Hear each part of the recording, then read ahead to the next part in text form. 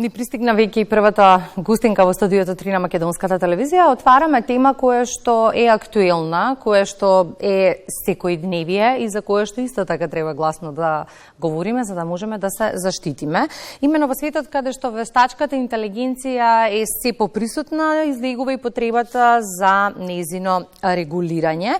Новото истражување на фондацијата Метаморфозис има за цел да докаже како вештачката интелигенција и новите технологии влијат на повреда на човековите права. На интернет на оваа тема разговараме со Мила Јосифовска-Даниловска, проектен менаџер во фондацијата Метаморфозис. Добро утро, Мила, и добре ни дојдовте во Македонија на утро. Добро утро, добро ве најдов и благодарам секако на поканата. Како своевидна најава за ова за што ќе говориме, ќе споменам дека на 13 март оваа година Европскиот парламент донесе историски закон за регулирање на вештачката интелигенција, со кој што направи сериозен и храбар чекор во контролирањето на технологиите кои, велите, имаат огромно влијание врз човечкото општество. Во Македонија имаше ваква иницијатива, чинам Фондот за иновации, ако не грешам, се формираше некаква работна група за креирање на национална стратегија во 2021 година, меѓутоа конкретни чекори други немаме. Токму така, значи во март годинава конечно се усвои Законот за вештачка интелигенција, попознат како AI Act, кој што е секако првиот закон во Европа, чинам и во светот, ако не се лажам, чии приоритет е системите за вештачка интелигенција да бидат безбедни, транспарентни, да може да се следат, при тоа да бидат недискриминаторски и еколошки и секако да бидат надгледувани од луѓе за да се спречи било каков негативен исход понатаму. Кога се работи за блиското соседство, да кажеме Западен Балкан, имаме и позитивен пример во Србија, например. Исто така има стратегија за вештачка интелигенција, за развој на вештачка интелигенција, која што е донесена уште од 2020 година, а пред година дена чинам или нешто повеќе, тие исто така усвоија и етички принципи или стандарди и начала за развој, примена и употреба на една општествено одговорна вештачка интелигенција, која што овозможува процес на развој на вештачка интелигенција и начини на верификација на системите кои што користат или се базирани врз основа на машинско учење, согласно на високите етички и безбедности стандарди. Како што споменавте на почетокот, да, и кај нас, по иницијатива на Фондот за иновации и технолошки развој, уште од 2021 година постои работна група за изготвување на една национална стратегија за вештачка интелигенција, од која дели фондација Метаморфозис.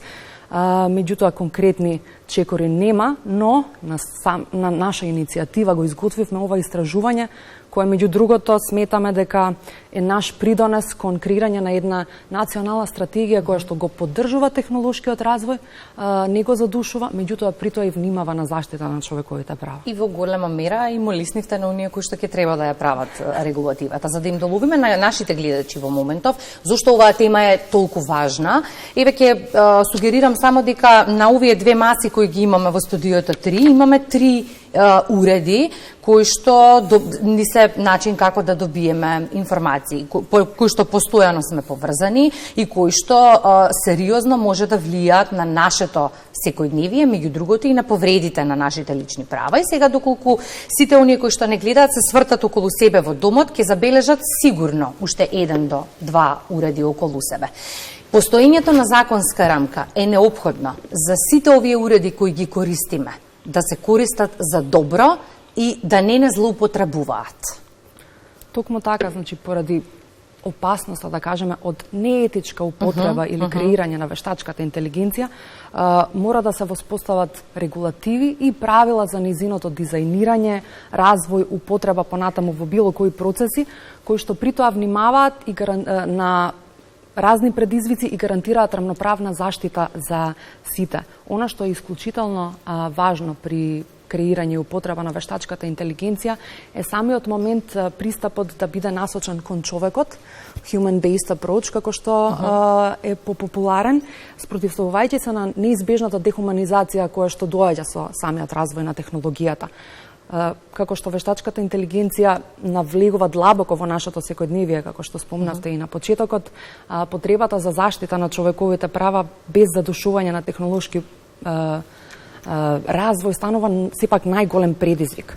треба да воспоставиме една регулатива која што гарантира дека развојот на вештачката интелигенција функционира на безбеден и сигурен и разбирлив начин, не е создадена врз основа на наследна или вградена дискриминација и секако не се користи како инструмент за манипулација.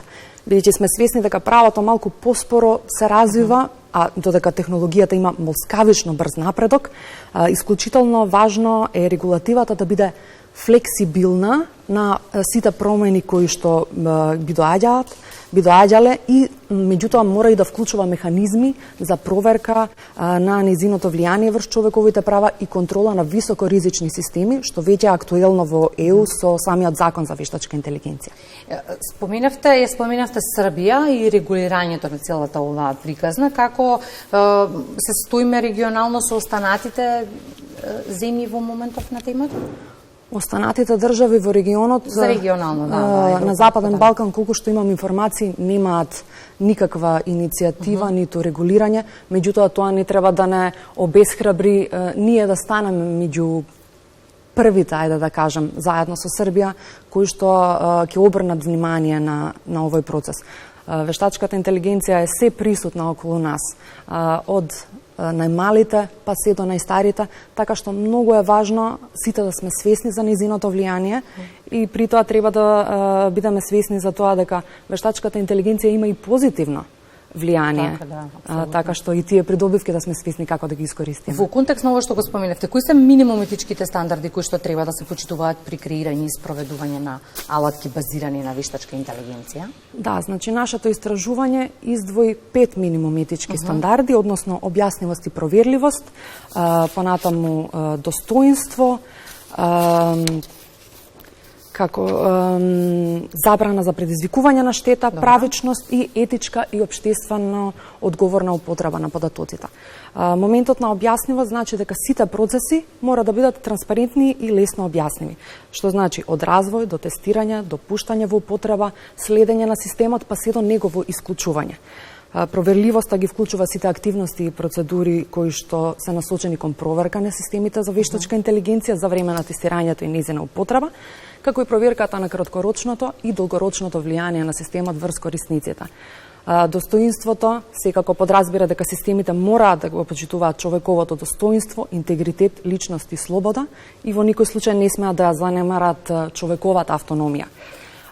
Забраната за предизвикување на штета значи дека мора да системите да вклучуваат безбедност и стандарди кои понатаму би ја минимизирале или би ја отстраниле нишката, моментот на предизвикување на штета на човекот и неговиот имот. Тука многу е важно да внимаваме на заштита на маргинализираните групи, како што се лица со посебни потреби, со попреченост, стари лица, бремени жени, деца и така натаму, и категориите кои што се во по-неповолна положба. Например, работник наспрема работодавач, потрошувач наспроти трговец. Моментот на правичност се однесува на заштита на правата и интегритетот од било каква дискриминација. Системите мора да нудат еднакви можности за сите, како во пристапот на образование, услуги и технологии, така и мора да спречат измама од страна на лицата кои што користат вештачка интелигенција за предвидливи цели при автоматско донесување на одлуки. Неколку етички стандарди споменавте, чинам дека во сите потфрламе во моментов во пракса. Често знаеме да кажеме користете ги сите IT алатки за добро, меѓутоа доколку функционира секако што треба, не би го имале и разговорот, нели, утро. Во недостиг на законска регулатива, која што во моментов ќе не штити, како ние можеме да се заштитиме, Мила? Многу е важно да бидеме првин свесни, што е можно повеќе да читаме, да се информираме од поверливи извори. Мора да изградиме еден, како да кажем, колективен одбрамен систем кон лажни вести и дезинформации, бидејќи тие многу не навлекуваат на креирање на една нејасна слика за тоа каква е вештачката интелигенција, зашто може да ја користиме, таа, како што кажав на почетокот, има и големи придобивки, меѓутоа мора да внимаваме на нашата приватност, да не споделуваме масовно наши лични податоци од блиски луѓе, податоци кои што се доста чувствителни за нас и кои што може да бидат искористени против нас. Мора да внимаваме на нашата дигитална безбедност, да одржуваме една дигитална хигиена која што понатаму ќе придонесе кон наша заштита и мора да се информираме како правилно и етички и ние да ги користиме новите технологии, бидејќи секако и ние можеме, дали намерно или ненамерно, да се најдеме во улога на прекршувач на човекови права. Јас искрено честитам за истражувањето. Повторно ќе споменам, добре дојдено ќе биде за сите оние кои што ќе се занимаваат со законската регулатива. Се надевам дека сериозни ќе бидат на оваа тема и ќе го прават во периодот кој што следува. Се разбира, ние останува да анализираме, да следиме, па и да дискутираме повторно во насока на едукација и подигнување на свеста на нашите граѓани. Токму така. Се надевам дека сите ќе го прочитаат барем истражувањето и дека ќе ги следат наудите кои што ги произнесува. Ване, дојди Ване. На оваа тема, кога станува збор за социјални мрежи, IT алатки, Ване има многу што да каже. Од каде сега? Не, она што ме интересира, еве зборуваме за човековите права. Ти си се чувствувал ли злоупотребен на социјалните мрежи? Си се чувствувал ли во миг како да ти се повредени човековите права во некој сегмент? Да, дефинитивно, и тоа е тема која што мислам дека не треба да се заобиколува во никаков контекст. Верувам дека во иднина истражувањата ќе бидат повеќе во позитивна насока кога зборуваме за заштита на човековите права, но генерално перцепцијата сега е дека социјалните медиуми мислам дека повеќе треба на тоа да се посветат. Чином се превземаат некои чекори кои што даваат резултати, но во иднина би требало истите да бидат најверојатно повидливи. И сега не ми говори. Си се почувствувал повреден во некој секунд? Дефинитивно, да. И тоа е секојдневно. Со сите луѓе кои што ги користат социјалните медиуми. Без разлика колкаво е нивното влијание, или според бројот на пријатели. И позатоа ќе говориме гласно. Да. Благодарам, Мила, уште еднаш.